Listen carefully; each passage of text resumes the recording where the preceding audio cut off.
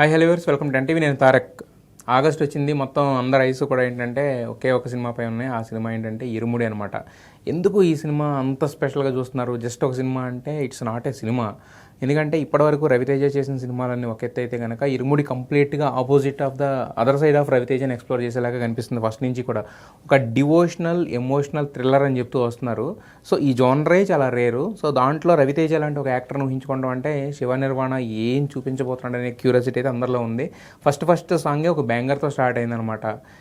ఏదైతే శరణం అయ్యప్ప అంటూ అంటే అయ్యప్ప స్వామిని ఉద్దేశిస్తూ పాట అయితే తీశారో అది అసలు ఫస్ట్ నుంచి కూడా ఫస్ట్ ప్లే నుంచి కూడా విపరీతమైన ట్రెండింగ్లోకి వెళ్ళింది.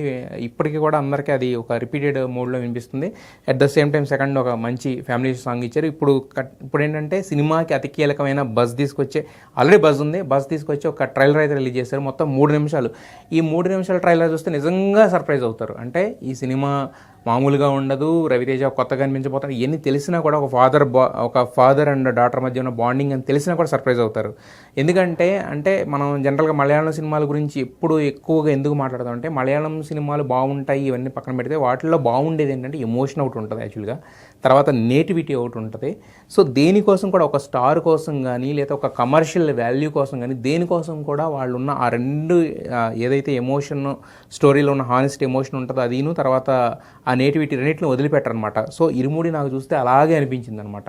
సో ఇది తెలుగు సినిమా లేకపోతే ఇంకోటి పక్కన పెట్టేస్తే ఏంటంటే తండ్రి కూతుళ్ళ మధ్య నడిచే ఒక బాండింగ్ అయితే దాన్ని కూడా ఏం చేశారంటే యూనివర్సల్ అప్పీల్కి తీసుకెళ్ళడం. అంటే ఏంటి, ఊళ్ళో ఉన్న ఆడపిల్లలందరినీ దత్త తీసుకున్నట్టు బిహేవ్ చేస్తాం అనే ఒక డైలాగ్ ఏదైతే ఉందో అక్కడ చూపించారు. అట్ ద సేమ్ టైం ఏంటంటే కొన్ని షాట్లు అంటే ఒక ట్రైలర్ ఒక 1 minute గడిచిన తర్వాత వచ్చే ఆ సీక్వెన్సెస్ అవన్నీ కూడా జనరల్గా రవితేజ సినిమాలో మనం అసలు ఊహించలేమన్నమాట. At the same time devotional అంటే మరొక పక్కన ఏంటంటే 41 రోజులు మాల వేసుకుని నిష్టగా ఉంటూ చేసే ఒక వ్యక్తి 41 రోజులు మాల తీసిన తర్వాత ఏం చేస్తాడు, ఎలా ఉంటాడు అనేది తీసుకురావడం అనేది దట్ ఈస్ ద అసలు అంటే శివ నిర్వాణ ఆ థాట్కి మాత్రం హ్యాట్స్ ఆఫ్ చెప్పవచ్చు అనమాట బేసిక్గా.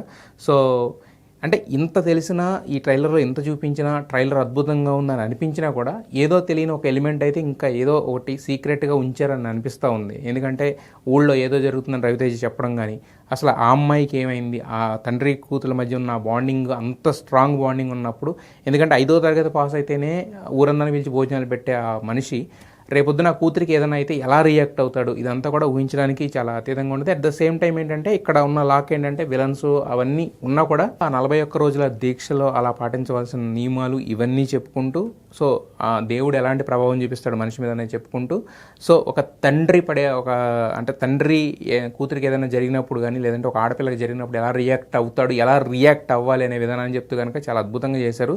సో ఈ మధ్యన ఏంటంటే కమర్షియల్ హీరోస్ అందరూ కూడా ఇలాంటి సినిమాలు చేయడం అనేది నిజంగా ఒక శుభపరిణామం అని చెప్పాలి. మనం ఏదైతే భగవంత్ కేసరిలో ఒక చిన్న గుడ్ టచ్ బ్యాడ్ టచ్ అనే దానికే మనకి నేషనల్ అవార్డు వరకు మనం రీచ్ అవ్వగలిగాం కదా. సో అంటే మన హీరోలందరూ కనుక ఒక మంచి పాయింట్స్ తీసుకుని చెప్తే కనుక ఇది మెసేజ్ లేకపోతే ఇంకోటి అనుకుని ఫీల్ అయ్యే రోజులైతే లేవు.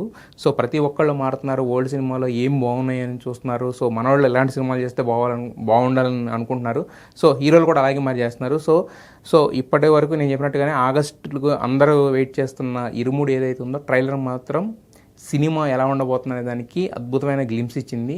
సో దీంట్లో ఏంటంటే జనరల్గా రవితేజ సినిమాల్లో వెళ్ళినట్టు కామెడీను లేదా అంటే ఎందుకు చెప్తుందంటే ఇంతకుముందు ఉన్న సిచ్యువేషన్ అది కాబట్టి రవితేజ సినిమాల్లో ఉండేలాగా సాంగ్స్ వీటి కోసం అయితే వెళ్ళక్కర్లేదు. ఒక ప్యూర్ కథ, ఒక ప్యూర్ ఎమోషన్స్ మధ్య అయితే ఇంకా ఈ సినిమా నుంచి ఇంకా బ్యాలెన్స్ ఉన్న ఇంకొక బ్యాంగర్ ఉంది. ట్రైలర్ బాగుంది. ట్రైలర్ మించి ఇంకొకటి ఉండబోతుంది. అదేంటంటే పల్లకి సాంగ్ అనమాట. సో ఆ పల్లకి సాంగ్కి సంబంధించి చిన్న శాంపుల్ కూడా దీంట్లో ఇచ్చారు కానీ బట్ అది కాదు, బట్ సాంగ్ వచ్చిన తర్వాత అర్థమవుతుంది. సో ఓవరాల్గా ఇరుముడి ఇప్పటి వరకు ఏదైతే ఒక ఇరుముడి మీద ఉన్న అంచనాలు ఏవైతే ఉన్నాయో సో ఈ ట్రైలర్ నెక్స్ట్ లెవెల్ తీసుకెళ్ళిందని చెప్పొచ్చు.